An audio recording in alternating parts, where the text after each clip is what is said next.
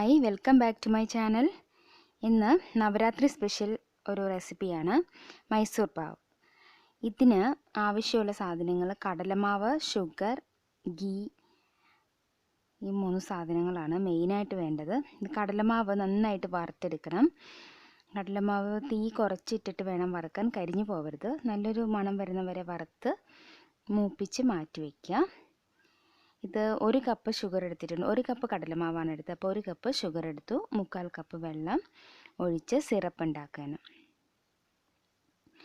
ഈ സിറപ്പ് നന്നായിട്ട് തിളച്ച് ഈ ഒരു നൂൽ പരുവം എന്നൊക്കെ പറയില്ല, ഇങ്ങനെ ഒഴിക്കുമ്പോൾ ഒരു നൂലായിട്ട് ഇങ്ങനെ വീഴുന്ന ഒരു പാകം വരെ നന്നായിട്ടൊന്ന് മെൽറ്റ് ചെയ്തെടുക്കണം.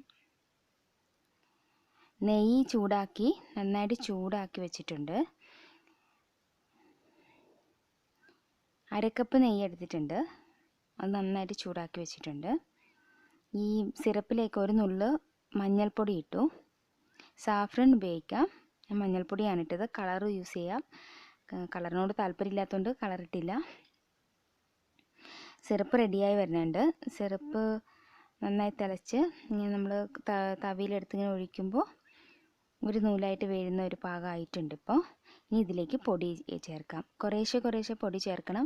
ഫുള്ള് ആദ്യം തന്നെ ഇടരുത്. ഓരോ സ്പൂൺ വീതം ഇട്ട് കൊടുത്ത് ഇളക്കണം. കൈ എടുക്കാതെ ഇളക്കി മിക്സ് ചെയ്യണം നന്നായിട്ട്. ഇതിങ്ങനെ കുറച്ചായിട്ട് ഇട്ട് കൊടുക്കാം. ഈ പൊടിയിൽ ഞാൻ 1 നുള്ള് ഉപ്പും 1/4 ടീസ്പൂൺ ഏലക്ക പൗഡറും ചേർത്തിട്ടുണ്ട്. നന്നായിട്ട് മിക്സ് ചെയ്യണം. കൈയെടുക്കാതെ ഇളക്കണം.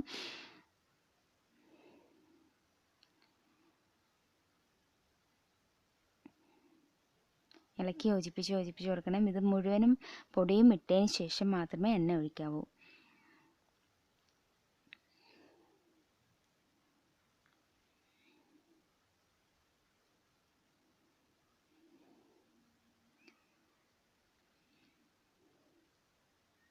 കട്ടിയായി വരുന്നുണ്ട്. നന്നായിട്ട് ഇളക്കി കൊടുക്കുക. മുഴുവനും പൊടിയും ഇട്ടു. ഇത് പതുക്കെ ഇളക്കി യോജിപ്പിക്കാം.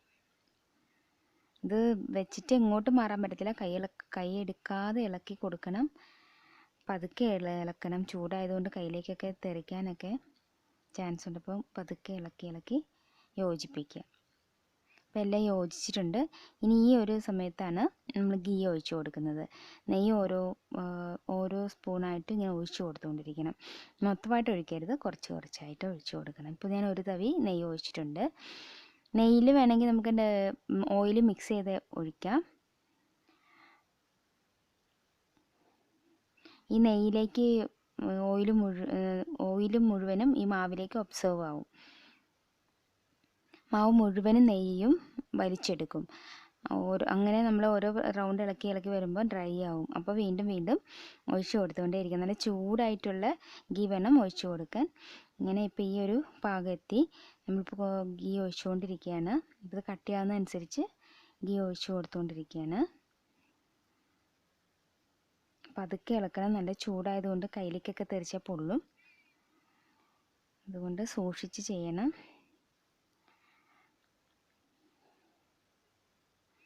ഇതിപ്പോൾ നമ്മൾ ഒഴിച്ച ഗീയൊക്കെ ആ മാവിലേക്ക് പിടിച്ച് ഒട്ടും ഇല്ലാതാവും.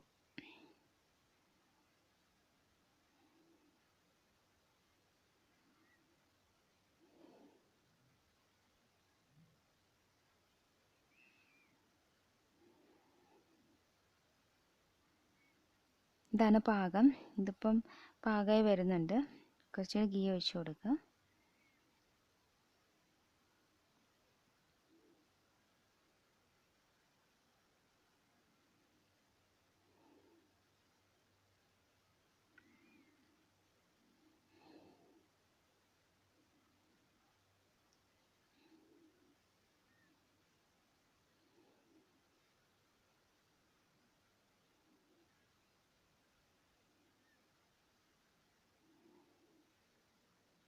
ഇളക്കി യോജിപ്പിക്കുക.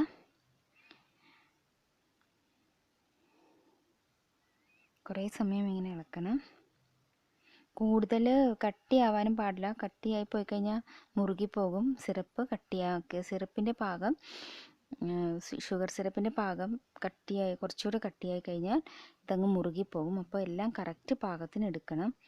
അല്ലെങ്കിൽ ഒത്തിരി ഡ്രൈ ആയി കഴിഞ്ഞാൽ ഇത് കടിച്ച് പൊടിക്കാൻ പോലും പറ്റത്തില്ല. അത്രയ്ക്ക് കട്ടിയുള്ള മൈസൂർ പാകാകും.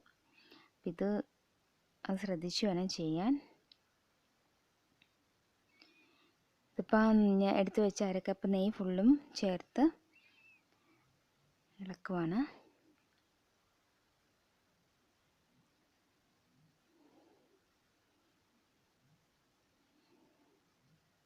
ഈ തവയിൽ നിന്നൊക്കെ ഇങ്ങനെ വിട്ട് വരുന്ന പാകമാണ്. അപ്പോൾ നമ്മൾ എടുക്കുക.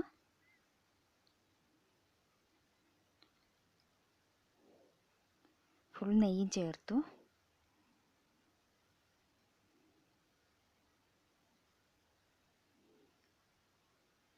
പാകമായിട്ടുണ്ട്.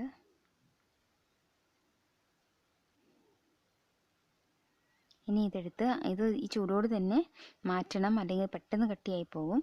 അതുകൊണ്ട് ഉടനെ തന്നെ നമ്മൾ അത് ഒരു സ്ക്വയർ ബോക്സ് എടുക്കുന്നതാണ് നല്ലത്.